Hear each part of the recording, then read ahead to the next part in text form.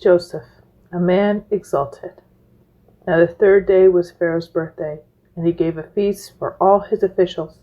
He lifted up the heads of the chief cupbearer and the chief baker in the presence of his officials.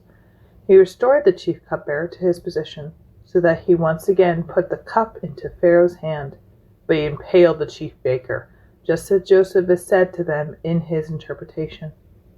The chief cupbearer, however, did not remember Joseph. He forgot him.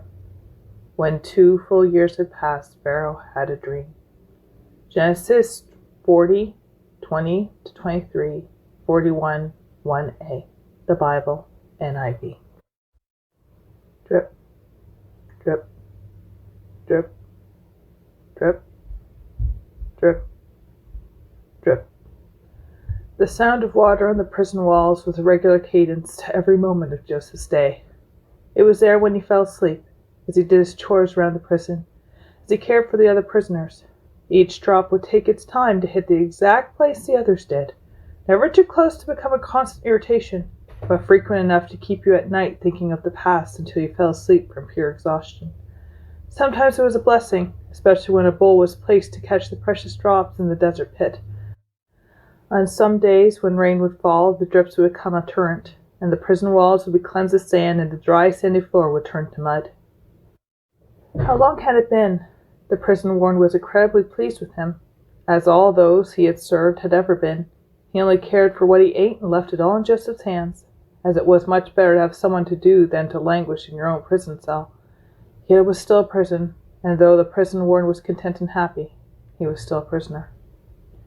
It had been many moons since the cupbearer and the baker had been in that jail. They had only languished in the prison for 3 days. On the first night, they both had dreams, and Joseph interpreted the meaning of those dreams. The cupbearer would find himself in right standing to Pharaoh again, while the baker would be put to death, all in the span of 3 days. Joseph had asked the cupbearer to remember him after he had been restored to his post serving the Pharaoh. On the third day, both were taken, and Joseph was told by the prison warden his interpretation of their dreams had come to pass just as he had said. Joseph then lived in hope that soon he would be summoned. But the days turned to weeks, then months. It could be at least years by now, and Joseph's hope of being freed from this prison faded more and more as each day passed. Dreams. Why did it always have to be dreams? It was dreams that got him in this situation in the first place. He could not have helped being loved by his father Jacob, now named Israel.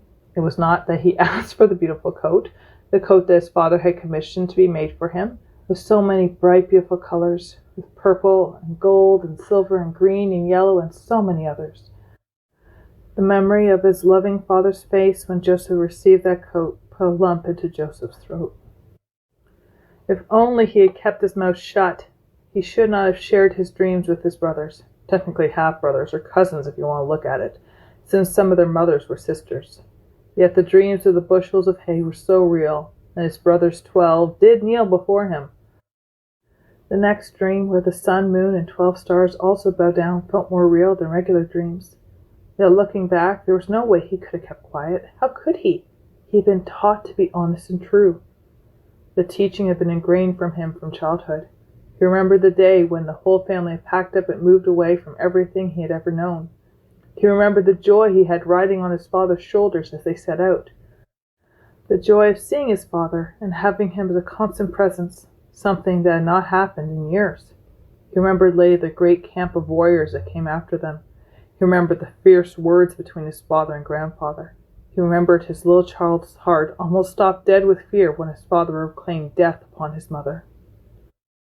Father adored his mother, but father did not know that mother had taken grandfather's gods. Joseph had found them when he had been going through the saddlebags of their donkey, and his mother had made him promise not to tell. He remembered running to his mother and telling her what father had said, and she immediately told him to leave the tent and go out to watch.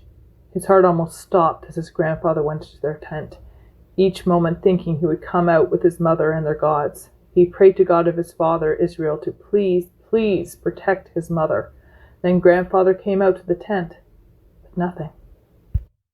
How his father had raged at grandfather regarding the treatment he had received. Joseph knew his grandfather was right. He knew the gods were in the tent, but for the sake of his mother's life, he kept silent. Yet this did not protect his mother. For a few years later, she died giving birth to his brother Benjamin, making them motherless. What he had feared most had come to pass, because of deceit. It was a lesson his tender heart had never wavered from. Integrity was a jewel above all, so quickly lost, almost impossible to be regained. He vowed at his mother's grave that he would be truthful from now on. The price of deceit was too high. Oh, how he missed Canaan, his home, where he belonged. He missed the cooking of his brother's mothers, the training and teaching of his father and grandfather. He even missed the smell and feel of the sheep, even the little ones that clamored to follow you over hill and dale. There he had been happy. There he had been free. It had all been because of his brothers of his father, other wives. It was not his fault that they continued to do things the father would not have approved. It was not his fault that they continued to wander and not take care of the things father asked them to. When father asked him to check on his brothers, he did what he was told, and that is when his childhood was taken from him by his own brothers. He remembered vividly the day that he had come upon them with the sheep, thinking he was among friends, family. Instead, like a pack of wolves on an innocent lamb, they came upon him. They took his coat, his beautiful coat, and stripped him of it. They threw him in a dried well and left him there with no food or water. This is what made sleep hard to come by, for the prison had the sight, sounds, and feel of that old well, and it was always the last thing he thought of each night, the cold, scared place that he had been put in as a boy. That was not the worst of it. Being in the pit had made him think of how he had been acting, his pride and foolishness fully evident as the light disappeared, leaving him in black shadow. He could have taken it as a prank, as older brothers putting their little one in his place. He would have kept his mouth shut from now on, but instead they sold him like a servant. His own brothers sold him as a slave. He remembered Judah's face as he took the money, cold, filled with shame but unwilling to bend, as the Ishmaelite tied him behind one of their camels loaded with spices, balm, and myrrh, taking away from everything he knew. He hated remembering that day, yet the prison walls made it extremely hard to forget.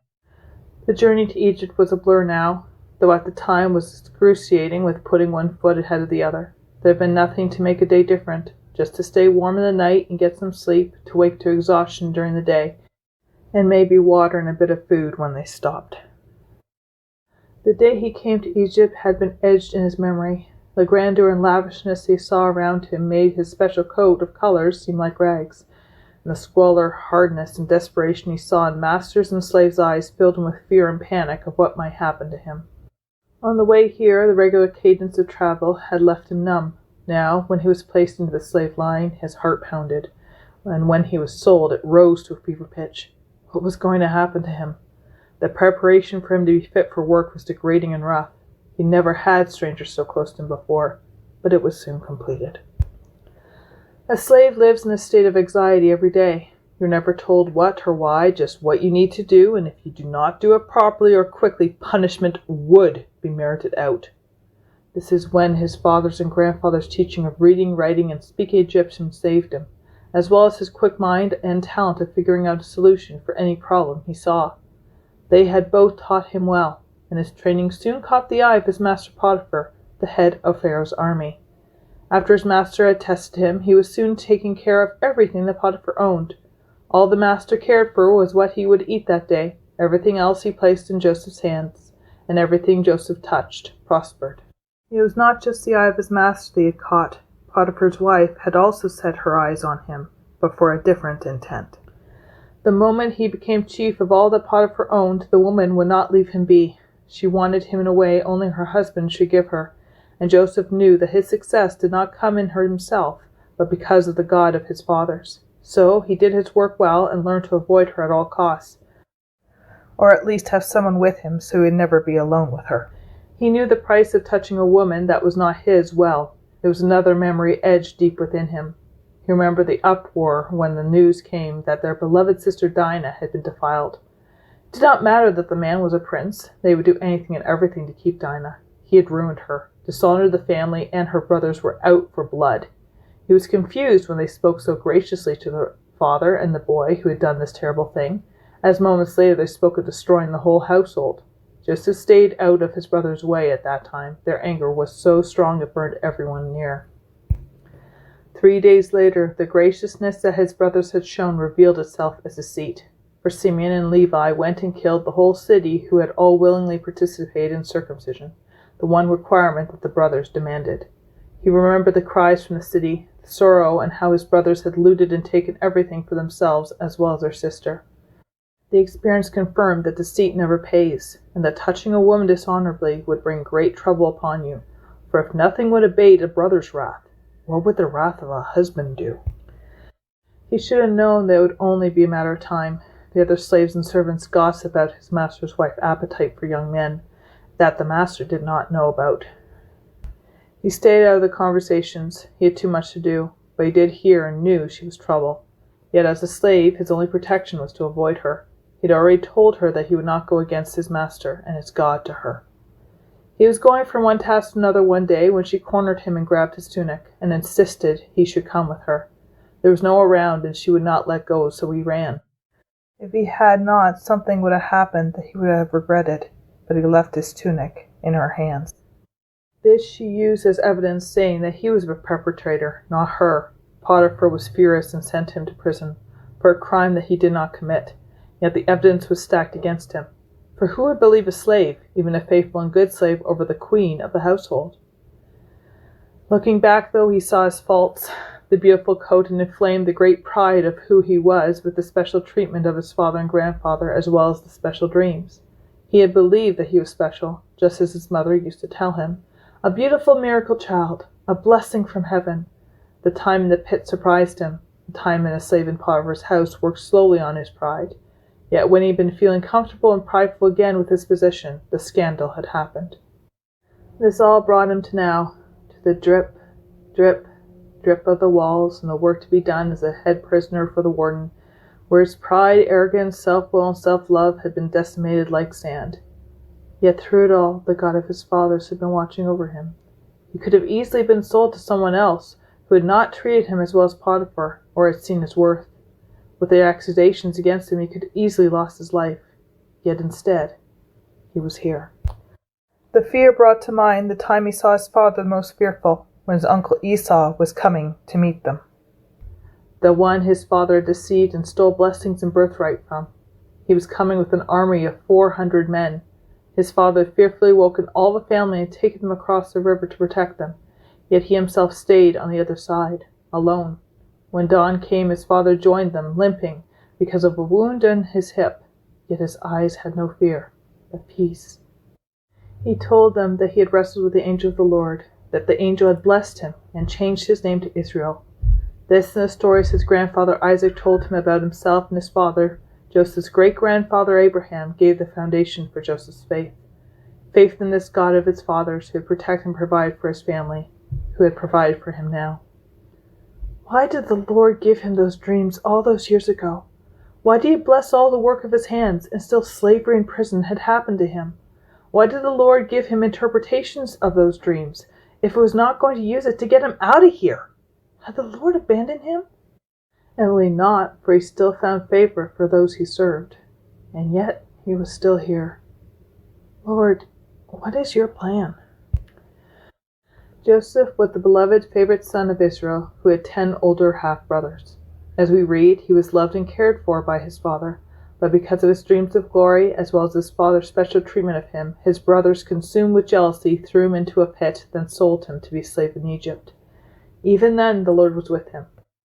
He was brought into the households of Potiphar, where he became second in command because of the Lord's favor.